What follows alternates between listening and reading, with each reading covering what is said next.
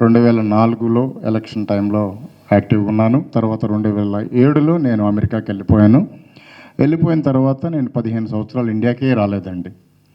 So మేము చూసేది ఏంటంటే న్యూస్ చూస్తాము. న్యూస్ చూసిన తర్వాత న్యూస్లో వచ్చినటువంటి వార్తల్లో కొద్దిగా మేము కన్ఫ్యూజ్ అవుతూ ఉంటాము. ఒక పేపర్లో ఒక రకంగా ఉంటుంది, ఒక పేపర్లో ఒక రకంగా ఉంటుంది. ఏ పేపర్ కరెక్టు, ఏ పేపర్ రాంగ్ అనేటువంటి ఐడెంటిఫికేషన్ కూడా మేము చేసుకోలేనటువంటి స్థితిలో ఒక్కొక్కసారి ఉంటూ ఉంటాం. అయితే ఒక్క విషయాన్ని నేనేమి గమనించాను అని అంటే, చిన్న ఉదాహరణ చెప్తున్నానండి. ఇప్పుడు వరకు పెద్దలు వారు విద్య మీద చాలా చక్కగా మాట్లాడారు. జాగ్రత్తగా గమనించి చూసుకున్నట్లయితే 2014 నుంచి 2019 వరకు మనం జాగ్రత్తగా గమనించి చూసుకున్నట్లయితే పిల్లలు లేనటువంటి స్కూల్స్ ఎన్నో స్కూల్స్ను రద్దు చేసినటువంటి ఘనత గత ప్రభుత్వానికి చెందితే, ఏ స్కూల్స్లో అయితే పిల్లలు లేరో ఆ స్కూల్స్లోకే అధికమైనటువంటి పిల్లలు వచ్చేటువంటి విద్యా వ్యవస్థలో మార్పులు తీసుకొచ్చినటువంటి ఘనత ఈ ప్రభుత్వానికి కలగటం అనేటువంటిది చాలా సంతోషకరమైనటువంటి విషయము. కారణం ఏమిటంటే, నాకు తెలుసు, నేను చిన్నప్పుడు 1 నుండి 5 వరకు చదువుకున్న స్కూల్ లేదు, ఇప్పుడు కూడా లేదు. సో అలాంటి పిల్లలు తక్కువగా ఉన్నారని చెప్పేసి స్కూల్స్నే తీసేసినటువంటి పరిస్థితులు మనం చూసాము. దానిని సపోర్ట్ చేస్తూ కొన్ని పత్రికల్లో వచ్చినవి చూస్తే ఇది నిజమే కాబోలు అనే ఒక అభిప్రాయాన్ని, అంటే వాళ్ళు ఎలా ఇంజెక్ట్ చేస్తున్నారు అని అంటే తప్పును కూడా రైటు అనేటువంటి విధానంలో ఇంజెక్ట్ చేసేటువంటి మీడియా వ్యవస్థ కొంతమంది వ్యక్తుల వలన ప్రభుత్వానికి నష్టం కలుగుతుందనే విషయాన్ని మేము గ్రహించాము అమెరికాలో ఉండి కూడా. సంక్షేమ పథకాల విషయానికి వచ్చేసరికి ఎట్లా కంపేర్ చేశారంటే అండి, శ్రీలంక అయిపోతుందని అన్నారు. అసలు మేము అయిపోయాము, అమ్మో ఇంకేముంది, ఆంధ్రప్రదేశ్ అయిపోయింది, ఇంకా పైకి రాదేమో అనేటువంటి ఆలోచనలో పడిపోయాము. కానీ నేను ఇక్కడికి వచ్చిన తర్వాత ప్రకాశం జిల్లాలో చూశాను, గుంటూరు జిల్లాలో వెళ్ళాను, కృష్ణా జిల్లా, నాది బేసికల్గా కృష్ణా జిల్లా. సో నేను కృష్ణా జిల్లా గ్రామీణ ప్రాంతాల్లోకి వెళ్ళి గ్రామీణ ప్రాంతాల్లో ఉన్నటువంటి వారి అంటే బడుగు బలహీన అంటే ఎస్సీ ఎస్టీ బీసీ మైనారిటీ వర్గాల్లోకి వెళ్ళి నేను చూసి అడిగినప్పుడు వాళ్ళు అన్న మాట ఏంటో చెప్పమంటారా సార్? నేను కార్తీక మాసానికి ముందు వచ్చాను. కార్తీక మాసములో నాకు తెలిసి విలేజెస్లో ప్రతి కుటుంబంలోనూ ఆర్థిక ఇబ్బందులతో ఇబ్బంది పడేటువంటి కుటుంబాలు పెద్దవారి దగ్గరికి వెళ్ళి 5-10 రూపాయల వడ్డీకి తెచ్చుకునేటువంటి దినాలను నేను ఎరిగినటువంటి దినాలు.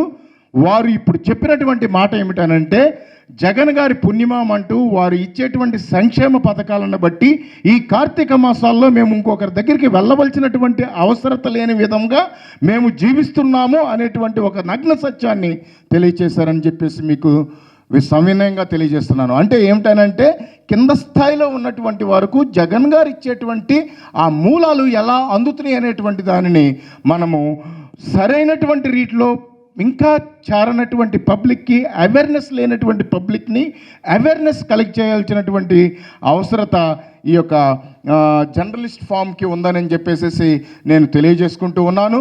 మరి ఒక చిన్న విషయం అండి, పెన్షన్ విషయంకి వచ్చేసరికి ముసలోళ్ళతో మాట్లాడాను.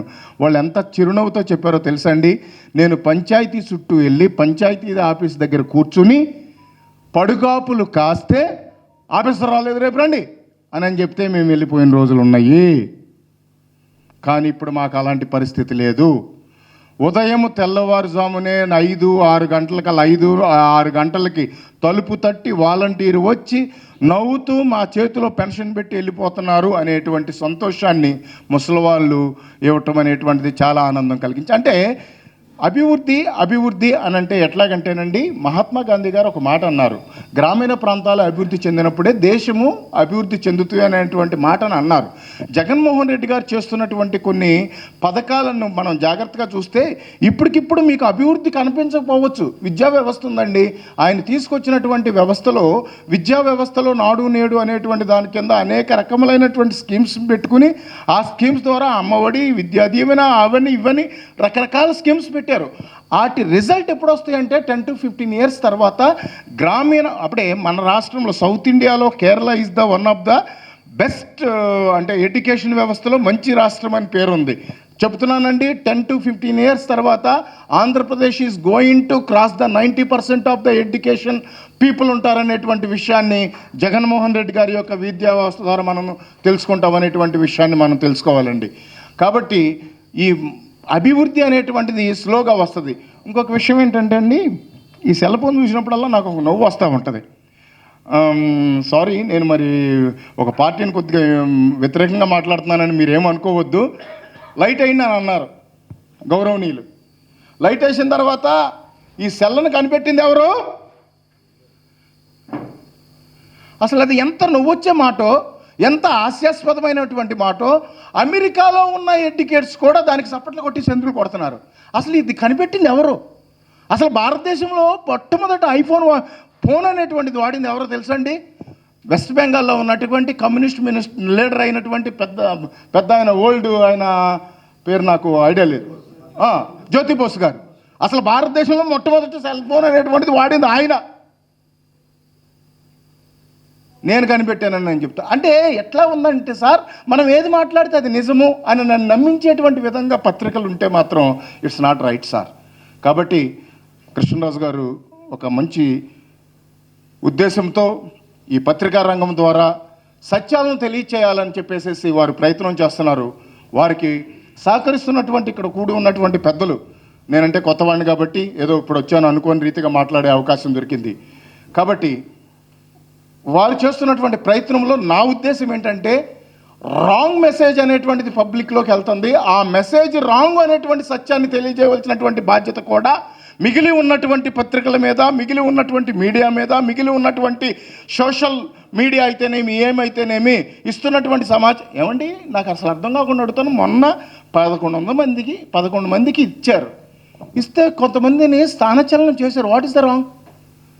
తిరువూరు కాన్స్టిట్యున్సీలో కోవూరులో నుంచి గెలిచినటువంటి వ్యక్తిని తీసుకొచ్చి ఇక్కడ పెట్టారు మొన్న. మరి అది స్థానచలనం కాదా? పాయకరావుపేటలో ఉన్నటువంటిది అనితా మేడం తీసుకొచ్చేసేసి కోవూరు మండలంలో పెట్టారు. అది కాదా? చంద్రగిరిలో ఉండాల్సినటువంటి చంద్రబాబు నాయుడు గారు వచ్చేసేసి కుప్పంలో ఉన్నారు. అది మార్పు కాదా?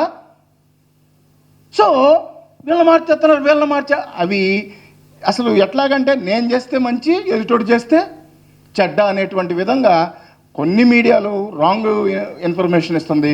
వాటన్నింటినీ రాంగ్ అని మనం తెలియజేయాల్సినటువంటి అవసరం ఉన్నది. మరి ముఖ్యంగా మాదిరెడ్డి శ్రీనివాసరెడ్డి గారు, అంకులు ముత్యం గారు మా బంధువులు. సో వారు కూడా నాకు సపోర్ట్గా ఉన్నారు. నేను కూడా ఒక యాస్పిరెంట్గా నిలబడ్డాను. అది ఏమవుద్ది అనేది నాకైతే తెలియదు కానీ బట్ మనము మంచి మెసేజ్ ఇచ్చి ప్రజలకు ఉన్న వాస్తవాన్ని వాస్తవికంగా తెలియచేయటం అనేటువంటి ఒక ఉద్దేశం. కాబట్టి మనందరమును కూడా సత్యమును తెలుసుకోండి, నిజాన్ని తెలుసుకోండి, వాస్తవాలను తెలుసుకుని కృష్ణరాజు గారు చెప్పినటువంటి విధంగా జగన్మోహన్ రెడ్డి గారు ఫస్ట్ నుండి అంటున్నారు, వై నాట్ 175? బికాజ్ ఎందుకంటే ఏకైక దమ్మున్నటువంటి నాయకులు జగన్మోహన్ రెడ్డి గారు. కారణం ఏంటో తెలుసా?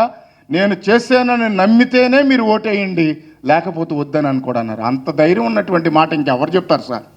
అంతకు మించిన విశ్వాసం ఏమన్నా ఉందా సార్? నేను మంచి చేశాను అని మీకు నమ్మకం కలిగితేనే మీరు ఓటేయండి అని చెప్పగలిగే దమ్మున్నటువంటి నాయకులు మన జగన్మోహన్ రెడ్డి గారు. కాబట్టి వారిని మనం ఒకసారి, వారు చేసిన పథకాలను ఒకసారి మనము రైట్ డైరెక్షన్లో ప్రజలకు వివరించి వాటి యొక్క భవిష్యత్ రిజల్ట్స్ అనేటువంటిది కొంత టైంలో మనం చూస్తామనేటువంటి విషయాన్ని మనం తెలుసుకోవాలి. ఐటీ రంగానికి వస్తే ఇప్పుడే స్లోగా డెవలప్ అవుతుంది. లేదా కారిడార్ తీసుకున్నట్టయితే అనేక రకాలైనటువంటి డెవలప్మెంట్స్ స్లోగా స్టెప్ బై స్టెప్ ఒకసారి వస్తుంది. ఎక్కడండి 5 సంవత్సరాలు 2.5 సంవత్సరాలు కోవిడ్తోనే మనం చచ్చిపోతే, అమెరికా లాంటి దేశంలోనే మొత్తం ఆగిపోయినాయండి. అలాంటిది ఎంతో జనాభా ఉన్న మన ఆంధ్రప్రదేశ్లో కూడా ఏ విధమైనటువంటి ఇబ్బంది లేకుండా 2.5 సంవత్సరాలు ప్రజలను పోషించినటువంటి గొప్ప నాయకుడు జగన్మోహన్ రెడ్డి గారు. కాబట్టి ఇవన్నీ మనం గుర్తెరిగి తెలియజేసి జగన్మోహన్ రెడ్డి గారిని మరలా 175 to 175 గెలిపించి వారిని మరొకసారి సీఎంగా చూడాలని నేను ఆశపడుతున్నాను.